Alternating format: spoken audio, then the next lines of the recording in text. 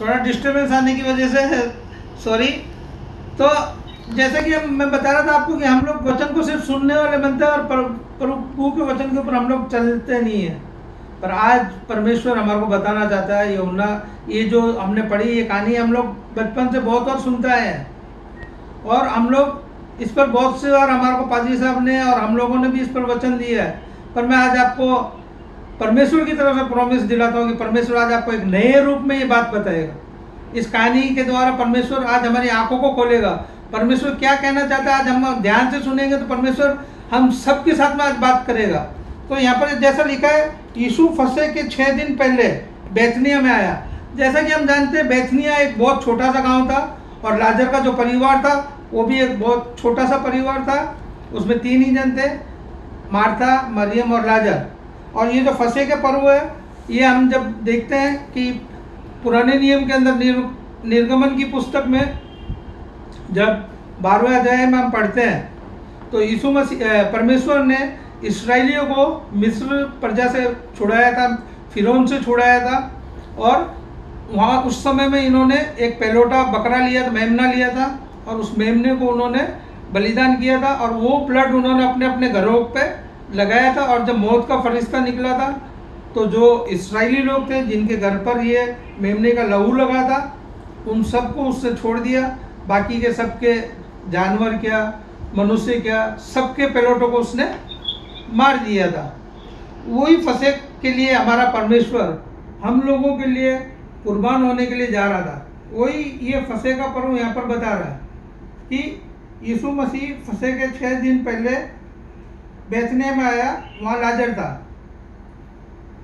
जिसे यीशु ने मरे हुओं में से जिलाया था। मेरी आवाज़ आ रही है आप लोगों को? Hello hello. हाँ, तो वहाँ पर और जैसा कि हमने ये यूहन्ना की किताब पढ़ी और मैंने आपको लूका की भी 10वां अध्याय पढ़वाया था।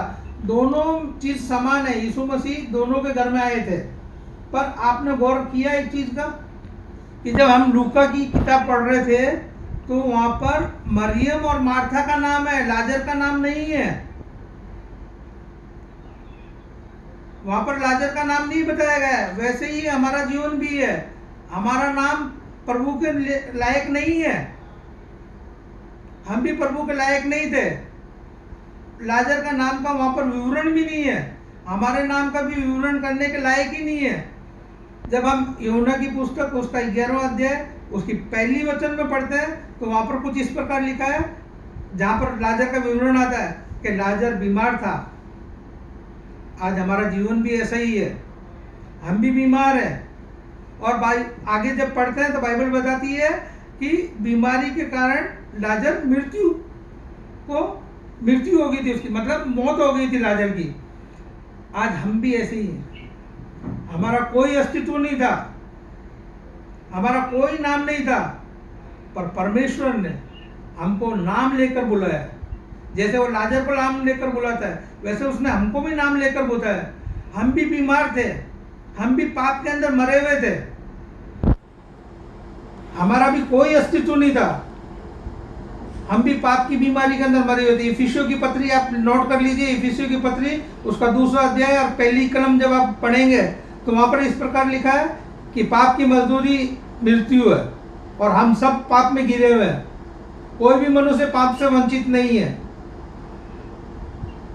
और जब हम पाप के अंदर होते हैं और जैसा लाजर मर गया था, यीशु मसीह वहां पर आते हैं, उसकी बहन कहती है उसको तो मरे हुए 4 दिन हो गए, उसमें से तो बदबू आ रही है।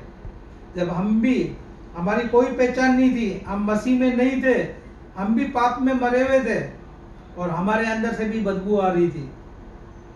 पर जब हमने यीशु मसीह को अपना उद्धारकर्ता स्वीकार किया, प्रभु हमको नाम लेके पुकारता है। और जब हम देखते हैं आगे वहां पर बताइए 11वें अध्याय के अंदर बताया कि यीशु मसीह कहते हैं कि तुमने उसको कहाँ पर रखा है, तो वो कहते हैं कि हमने उसको कब्र पे रखा है। और जब वो कब्र पे आते हैं तो वहां पर यीशु मसीह सबसे पहले क्या कहते हैं, 11 यूहन्ना की पुस्तक उसका 11वां अध्याय उसकी 38 कलम में बताता है कि यीशु मसीह सबसे पहले क्या कहते हैं, कब्र पर से पत्थर हटाओ। आज की शाम प्रभु यही कहना चाहता है कि अगर आपके हृदय के अंदर अपने भाई के लिए, अपनी बहन के लिए, अपने रिश्तेदारों के लिए, अपने चर्च के लोगों के लिए, अपने अड़ोस पड़ोस के लोगों के लिए अगर कोई भी पत्थर है, कोई भी क्या बोलते हैं पाप है या घृणा है या आप उनसे नफरत करते हैं, तो सबसे पहले प्रभु यीशु मसीह कहते हैं कि उस पत्थर को तुम हटाओ। यार मेरा हृदय कठोर हो चुका है, मैं प्रभु के पास नहीं हूँ। प्रभु आज ये कहना चाहता है सबसे पहले पत्थर हटाओ। और उसके बाद में वहां पर बताते हैं यीशु मसीह उसको पुकारते हैं, लाजर। लाजर क्या करता है? प्रभु का वचन सुनकर कब्र में से बाहर आ जाता है। मेरे प्रियो, आज सुबह मैं आपको यही बताना चाहता हूँ कि जब हम प्रभु के वचनों को सुनते हैं, प्रभु का नाम से हम पापों से पश्चाताप करते हैं, प्रभु हमारे को उद्धार देता है। और मसीही जीवन, एक मसीही जीवन क्या है? मसीही जीवन एक पुनरुत्थान का जीवन है। पहले लाजर पाप में पड़ा हुआ था, और जब वो पाप के अंदर, भैया मेरी आवाज आ रही है? हेलो, हाँ विजन नहीं आ रहा, इसके लिए बोल रहा था। ठीक है, ओके। तो जब लाजर पाप के अंदर था, लाजर मर जाता है, और जब उसका पुनरुत्थान होता है और जब वो जीवित हो जाता है, तो बाइबल क्या बताती है? यूहन्ना, हमने जब 12वां अध्याय पढ़ा तो बाइबल बताती है कि वो यीशु मसीह के साथ में बैठकर भोजन कर रहा था। जब हम अपने पापों में से प्रभु से, हम जब उससे क्षमा मांगते हैं, जब प्रभु हमारे को पाप से छुटकारा देता है, हमको मौत के बंधन से छुटकारा देता है, कब्र के बंधन से जब वो हमको छुटकारा देता है, तो हम उसके साथ संगति करते हैं। और विक्टर भैया ने एक बहुत ही अच्छा काम किया कि हम लोग सब संगति कर सके एक साथ में मिलकर। और प्रभु के वहां पर बताता है, बाइबल बताती है कि ये दूसरा अध्याय, 12वां अध्याय, यूहन्ना 12 का दूसरा अध्याय के अंदर, कि लाजर वहां पर बैठकर उन यीशु मसीह के साथ में भोजन कर रहा था, प्रभु यीशु मसीह के साथ संगति कर रहा था। हमारा मसीह जीवन ऐसा संगति का जीवन होना चाहिए कि हम एक दूसरे के साथ संगति करें। और सबसे बड़ी बात, मसीह जीवन एक पुनरुत्थान का जीवन है। जब हम अपने पापों से क्षमा मांगते हैं प्रभु से, और प्रभु हम बपतिस्मा लेते हैं, प्रभु हमारे को पापों से छुटकारा देता है, और जब हमारा पुनरुत्थान होता है, शारीरिक रूप से नहीं, आत्मिक रूप से, जब हम एक नए बनते हैं। एक बहुत ही बढ़िया बात यहाँ पर लिखी है, यूहन्ना की पुस्तक, उसका 12वां अध्याय, उसकी 9वीं कलम, वहां पर लिखा है, मैं आपके लिए पढ़ता हूँ। यूहन्ना की पुस्तक, उसका 12वां अध्याय, उसकी 9वीं कलम। जब यहूदियों की भीड़, बड़ी भीड़ जान गई कि वे वहाँ हैं, तो वह न केवल यीशु के कारण आए, परंतु इसलिए भी आए कि लाजर को देखे, जिसे उसने मरे हुओं में से जिलाया था। मैं 2 सेकंड के लिए आपको स्टॉप करूंगा कि ये भीड़ जो थी, ये लोग जो आए थे, यहूदी लोग, ये यीशु मसीह के लिए तो आए थे, पर ये भी देखने आए थे कि यीशु मसीह ने जिस लाजर को पुनरुत्थान दिया है, जो लाजर को नया जीवन दिया है। मैं आपको एक बात कहना चाहता हूँ, आज अविश्वासी लोग हैं जो, वो मसीही में क्या देखते हैं? वो ये नहीं देखते ये बाइबल लेकर चर्च जा रहा है, स्तुति कर रहा है, वो नहीं देखते हैं। वो हमारा पुनरुत्थान के जीवन को ऑब्जर्व करते हैं कि जब ये पहले क्या था और अब जब मसीह में आ गया है, मसीह ने इसको हर पापों से छुटकारा दिया है, हर बंधन से इसको छुड़ाया है, कब्र के बंधन से इसको छुड़ाया है। अब इसका जीवन कैसा है? आगे पढ़िए, 11वीं कलम देखिए। क्योंकि उसके कारण बहुत से यहूदी चले गए और यीशु पर विश्वास किया। मेरे प्रियो, आज मैं ये बताना चाहता हूँ कि जब लाजर का पुनरुत्थान हुआ, उसको नया जीवन मिला, बहुत से यहूदी यीशु पर विश्वास किया। क्या आज मेरे और आपके, ये हमारे लिए एक सवाल है, क्या आज मेरे और आपके जीवन को देखकर अविश्वासी लोग यीशु पर विश्वास करते हैं? शायद हमारा उत्तर होगा नहीं। पर आज की शाम में आपको कहना चाहता हूँ, प्रभु यीशु मसीह हमको हमारे पुराने पापों से, जब हम उसके पास में आएंगे, उसके साथ संगति करेंगे। मसीह जीवन एक संगति का जीवन है, मसीह जीवन एक पुनरुत्थान का जीवन है। जब हम उसके पास में आएंगे, मेरे प्रियो, अविश्वासी लोग देखकर यीशु पर विश्वास करेंगे। ये है मसीह जीवन, ना कि सुबह, ठीक है हम लोग जाते हैं, बाइबल अच्छी बात है, बाइबल लेकर जाते हैं, पढ़ने जाते, चर्च में जाते हैं, सब कुछ करते हैं, पर वचन सुनकर क्या हम उसके ऊपर चलते हैं? क्या मेरा और आपका जीवन मसीही जीवन है? ये तीन जन, लाजर, मार्था, मरियम, इन तीनों के जीवन से प्रभु आज हमारे को बहुत ही बड़ी एक शिक्षा देना चाह रहा है कि तुम सब पाप में घिरे हुए थे, तुम सब मरे में से पाप की बदबू आ रही थी, तुम सब मरे हुए थे, पर मैंने तुमको नया जीवन दिया, मैंने तुमको मसीह का जीवन दिया। तो क्या अविश्वासी लोग, अन्य जाति लोग मेरे और आपके जीवन को देखकर यीशु पर विश्वास करते हैं? मेरे प्रियो, मसीह जीवन एक संगति का जीवन है। दूसरा, जब हम लूका के अंदर पढ़ते हैं, मार्था बहुत कुड़कुड़ारी होती है। मैं भी पहले यही कहता था कि करनी है तो मरियम की जैसी सेवा करो, मार्था के जैसे बहनों आपस में क्यों चुगली करते हो, क्यों कुड़कुड़ाते? पर मैं गलत था। वहाँ पर बताती है लूका की पुस्तक के अंदर कि मार्था यीशु मसीह को कहती है, यीशु मसीह पर भी दोष लगाती है, क्या तुझे मेरी कोई चिंता नहीं है? इतने सब लोगों का खाना मैं अकेले, यीशु मसीह चलते थे, अकेले नहीं चलते, उसके साथ 70 चेले भी रहते थे। उन सब का खाना बनाना कोई छोटी बात नहीं थी। और मार्था उस समय कुड़कुड़ाती थी। सेवा करने का उसको जो दान दिया था वो करती थी सेवा मेरे प्रियो, पर वो कुड़कुड़ाती थी। पर जब हम यूहन्ना की पुस्तक उसका 12वां अध्याय बताते हैं, वहां पर वो कुड़कुड़ाती नहीं है, वो प्रभु की सेवा कर रही है। यहाँ पर भी वो खाना बना के खिला रही है, पर जब हम यूहन्ना की पुस्तक पढ़ते हैं उसमें वो कुड़कुड़ाती नहीं है, वो अपने जीवन को बदली कर लेती है। मेरे प्रियो, जब हमको जो भी चर्च की सेवा मिली हुई है, चर्च में बेंच साफ करने की सेवा मिली है, चर्च साफ करने की जो भी सेवा मिली है, मसीह की सेवा को बिना कुड़कुड़ाई कीजिए। पर हम क्या करते हैं? मार्था के जैसे कुड़कुड़ाने लगते हैं। क्या मैं अकेला ही हूँ? दूसरे लोग नहीं है चर्च की सेवा करने के लिए? पर मसीह जीवन संगति का जीवन है, मसीह जीवन परमेश्वर की सेवा करने का जीवन है। तीसरा, मरियम क्या करती है? यीशु मसीह के ऊपर जटामासी का तेल डालती है, और बाइबल बताती है उस इत्र से पूरा घर महक गया। मेरे प्रियो, मैं आज आपको ये पूछना चाहता हूँ, क्या आज मेरा और आपका घर प्रभु यीशु मसीह के वचनों से, प्रभु की प्रार्थना के द्वारा महकता है कि नहीं महकता? सोचिए यार, अपने अपने मनों में सोचना कि क्या हमारा घर प्रभु के वचनों से, प्रभु की प्रार्थना से महकता है कि नहीं महकता? मैं आपको यहाँ पर एक बात पूछना चाहता हूँ कि जब मरियम ने यीशु मसीह के इत्र उड़ेला, तो वो इत्र कहाँ चला गया? आप सब अपने जवाब विक्टर भैया को देना प्लीज। वो जब मरियम ने यीशु मसीह के ऊपर इत्र डालकर उसका अभिषेक किया, वो इत्र कहाँ चला गया? मेरी आपसे विनती है कि ये सब आप इसका विक्टर भाई को जवाब दीजिए। मरियम वहां पर क्या बताना चाह रही थी? क्यों बाइबल ये कहती है कि मरियम ने, जब हम पुराना नियम पढ़ते हैं तो किसी भी राजा का जब अभिषेक किया जाता था तो उसके ऊपर तेल उड़ेला जाता था।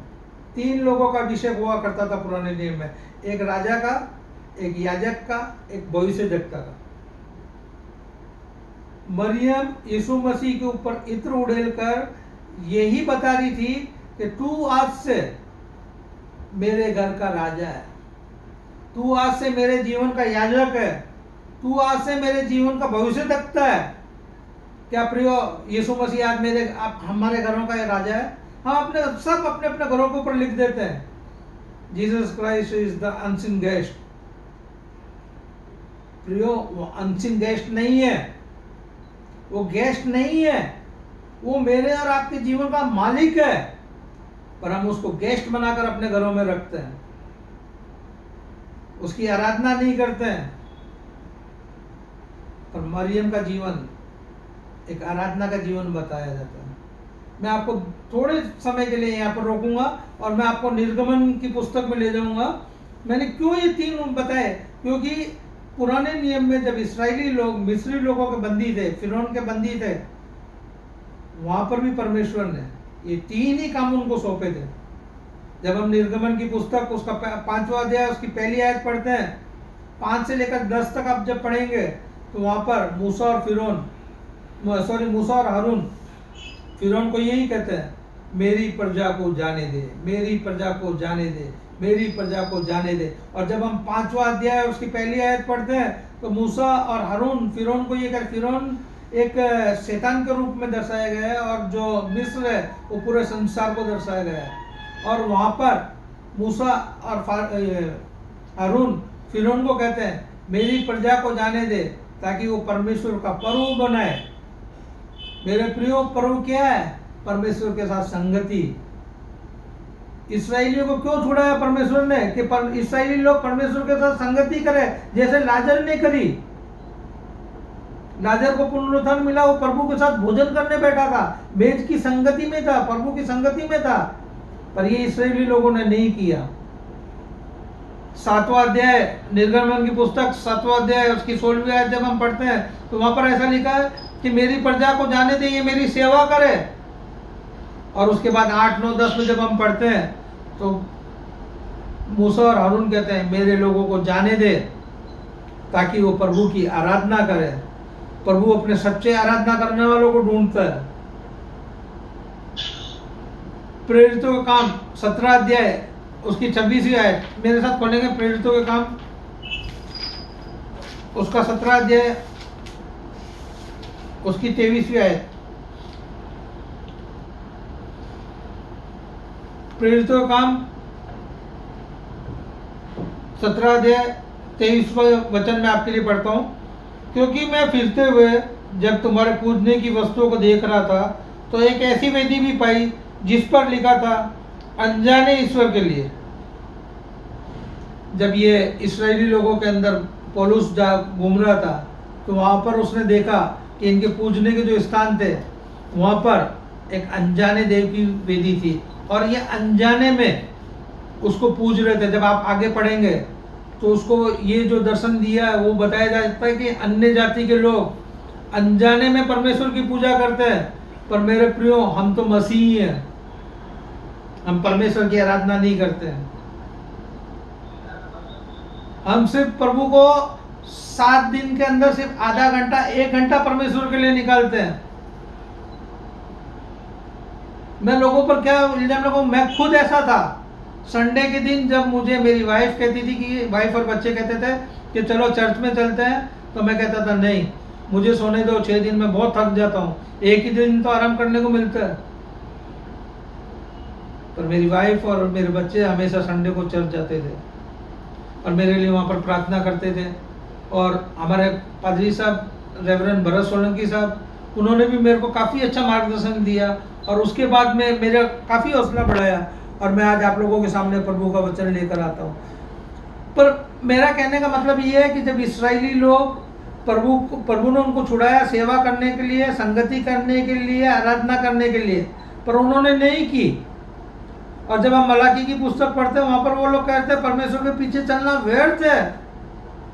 और मेरे प्रियो, आज की शाम लाजर के जीवन से, मार्था के जीवन से और मरियम के जीवन से परमेश्वर हमारे को यही शिक्षा दे रहा है कि तुम पाप के अंदर गिरे हुए थे, तुम्हारा मसीह जीवन एक पुनरुत्थान का जीवन है। और जो जीवन मैंने तुमको दिया है इसलिए दिया है कि तुम मेरे साथ संगति करो, मेरी मेज की संगति करो, आपस में संगति करो, मार्था के जैसे मेरी सेवा करो, मरियम के जैसे मेरी आराधना करो।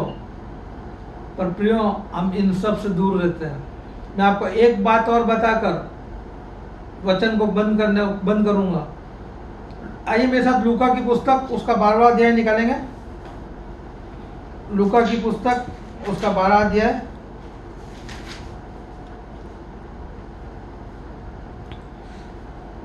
प्रियो, आज प्रभु ने हमको मौका दिया है कि हम उसकी संगति करें। अगर आज तक हमारे अंदर कोई भी देश है, अपने भाइयों के प्रति घृणा है, तो आज माफ करने का समय है। मेरे प्रियो, प्रभु के साथ संगति करें और मेरा मसीही जीवन देखकर अन्य अविश्वासी लोग मसीह पर विश्वास करें, ऐसा मेरा मसीही जीवन होना चाहिए। आइए मेरे साथ में लूका की पुस्तक उसका 12वां अध्याय उसकी 47वीं कलम मैं आपके लिए पढ़ता हूँ। लूका की पुस्तक उसका 12वां अध्याय उसकी 47 कलम 47वीं आयत।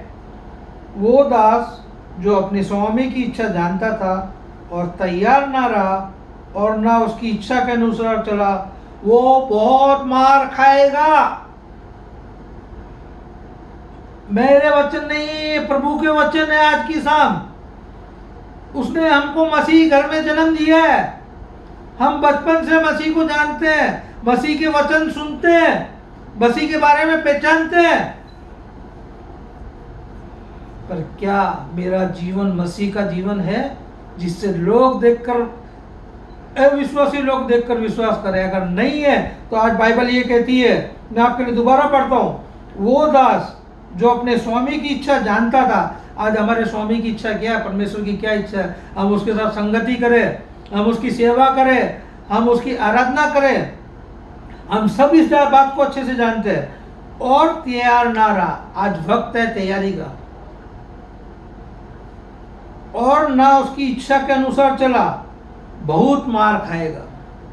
मेरे प्रियो, जब आज लॉकडाउन के समय में हम गवर्नमेंट की बात नहीं मानते, बाहर निकलते हैं, पुलिस के डंडे खाते हैं, हमको मालूम पड़ जाती है, हमको हमारी नानी याद आ जाती है। ये तो हमारा जीवित परमेश्वर हमको कह रहा है कि तुम अगर मेरे वचनों को, तुम मुझे जानते हो और जो काम मेरे ने तुमको सौंपा है, मेरी संगति में रहो, मेरी सेवा करो और मेरी आराधना करो।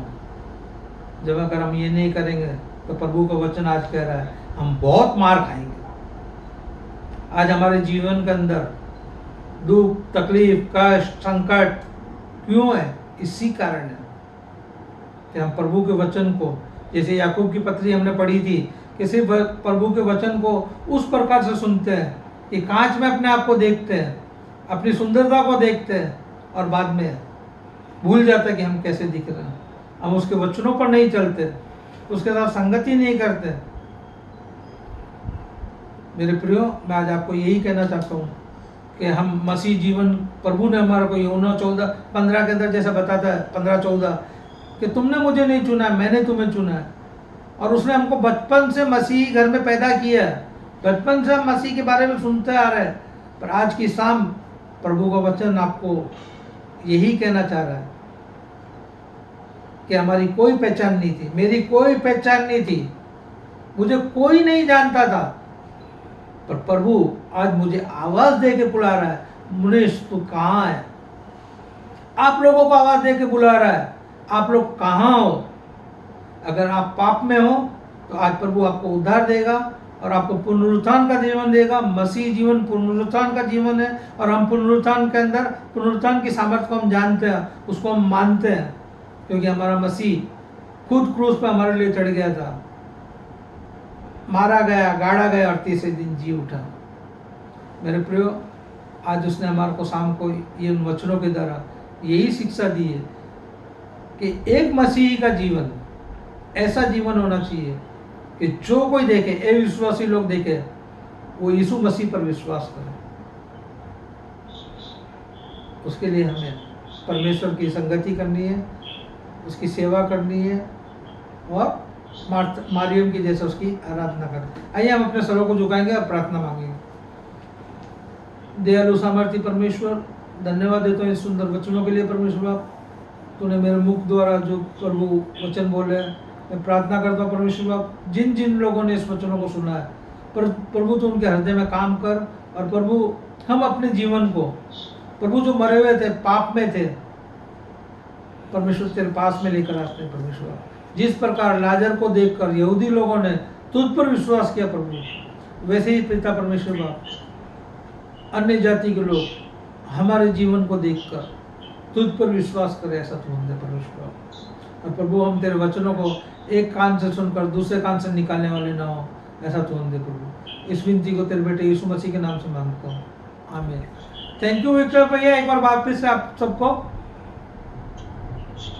हेलो। जय मसीह की। हेलो। सारी बातों में प्रभु को महिमा मिले। यस। और जैसा कि परमेश्वर का वचन कहता है, क्या तुम नहीं जानते कि तुम चलती फिरती पत्रियां हो? परमेश्वर का वचन हमारे अंदर से दिखाई देना चाहिए और जरूरी नहीं कि हम किसी के पास लगातार वचन को लेकर जाएं और वो वचन से हम उसको सिखाएं। बहुत से ऐसे लोग हैं जो वचन सुनकर भी नहीं सुनना चाहते थे, लेकिन परमेश्वर हमारी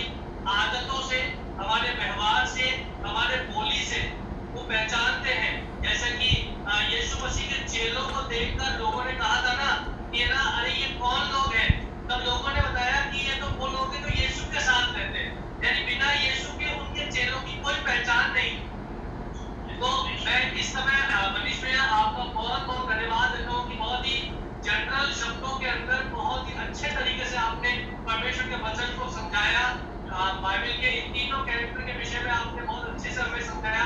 मार्था, मरियम और यीशु मसीह के जीवन से। प्रभु आपको बहुत आशीष दे और आपका परिवार इसी तरह से परमेश्वर की महिमा में आगे से आगे बढ़ता जाए।